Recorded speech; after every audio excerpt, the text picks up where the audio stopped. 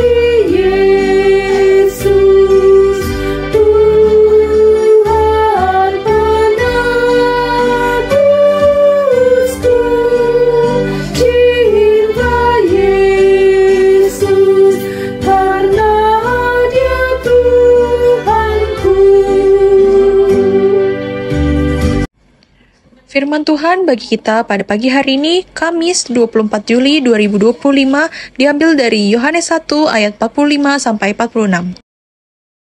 Filipus bertemu dengan Nathanael dan berkata kepadanya, "Kami telah menemukan dia yang disebut oleh Musa dalam kitab Taurat dan oleh para nabi, yaitu Yesus, anak Yusuf dari Nazaret." Kata Nathanael kepadanya, "Mungkinkah sesuatu yang baik datang dari Nazaret?" Saudaraku yang terkasih di dalam nama Tuhan Yesus Kristus, tentu pembicaraan antara Filipus dan Nathanael sebenarnya mengandung teologis yang begitu dalam.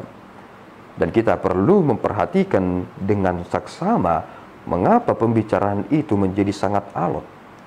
Ketika Filipus berkata bahwa dia telah bertemu dengan Yesus Kristus yang adalah anak dari Yusuf yang berasal dari Nazaret, dan berkata bahwa dialah yang dijanjikan itu, tentu dalam hal praktik beragama dan orang-orang yang telah memelihara imannya, dia akan mencoba untuk mengkonfrontir bahwasanya dia ingin menguji dari apa yang disampaikan oleh Filipus.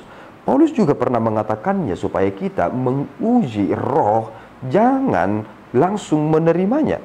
Ujilah segala roh itu, karena ternyata jika kita langsung menerimanya, kita akan dipengaruhi, kita akan berada di bawah tekanan itu, dan kemudian kita akan melakukan sebagaimana hal itu menuntut kita, karena kita telah dituntun ke sana. Filipus ternyata telah mengatakan sesuatu hal yang substansial terkait tentang Yesus Kristus, bahwa dia adalah yang dijanjikan itu, seperti yang dikatakan oleh Musa. Musa pernah berkata satu kali kepada bangsa Israel, bahwa dari antara kamu akan bangkit seorang nabi seperti aku. Kemudian konsep tentang nabi seperti aku menjadi sangat penting, terlebih untuk kontinuitas keberimanan kita. Seperti aku dalam hal apa? Tentu aku dari apa yang disampaikan oleh Musa adalah Israel. Sehingga dari Israel lah keselamatan itu datang kepada kita, yakni Yesus yang adalah suku dari Israel. Kemudian kita mengetahui bahwa ia berada dari suku Yehuda. Dan kemudian konsep apa lagi yang membuat bahwa dia itu tipikal yang sama seperti Musa. Musa ternyata akrab dengan Allah, dan dia ternyata berhadapan dengan begitu dekat. Meskipun dia tidak bisa melihat wajah langsung, tetapi dia begitu dekat kepada Allah itu, seperti antara sahabat dengan sahabatnya. Dan kemudian apakah hal itu boleh kita maknai dalam perjanjian baru? Jawabannya adalah Yesus Kristus, karena Yesus mengatakan demikian, bahwa tidak ada yang bisa melihat Bapa, karena Allah itu adalah roh. Hanya anaklah yang mampu melihatnya, dan Yesus Kristus adalah anak Allah, dia yang telah melihatnya. Kemudian hanya Musa yang telah diberikan tanda yang paling banyak.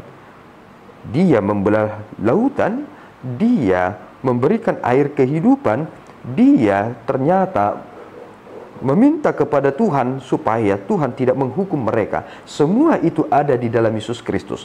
Mengapa disebutkan tidak ada nama di luar Yesus Kristus yang kita diselamatkan? Karena Musa telah melakukan itu dan Yesus Kristuslah yang akan menuntaskan itu. Israel memang tidak dihukum pada waktu itu, tetapi mereka pada akhirnya menjadi binasa. Tetapi kita melihat kepada yang sempurna, yakni pribadi Yesus Kristus. Filipus menangkap pesan itu dan menyampaikannya kepada Nathanael. Tetapi Nathanael memiliki cara pikir yang lumayan, dan itu adalah cara pikir yang luar biasa. Kenapa demikian? Karena dia langsung mengatakan terkait tentang mungkinkah sesuatu yang baik datang dari Nazaret? Karena menurut dia Nazaret itu bukan sesuatu hal yang memang memiliki hal yang merujuk kepada iman yang totalitas demikian. Tetapi dia lupa bahwa dari tempat itu, yakni Bethlehem, telah lahir dua raja yang paling besar, yakni Daud dan juga Yesus Kristus. Dia tidak menangkap itu, tetapi dia hanya mengkonfrontir tentang Nazaretnya. Tetapi Filipus menjelaskan ini, dan kemudian kita mendapatkan insight yang penting tentang iman kita. Bahwasanya penegasan tentang Yesus Kristus telah nyata pada Nathanael yang sebenarnya dia sempat meragukan. Tetapi Yesus pada akhirnya, jika saudara melihat pada ayat yang ke-48, Yesus ternyata telah melihat dia berada di bawah pohon jarak itu. Sebelum Filipus memanggilnya, Yesus telah melihatnya. Dan inilah konsep ilahi yang hanya dimiliki oleh Yesus Kristus. Tuhan Yesus memberkati kita berdoa.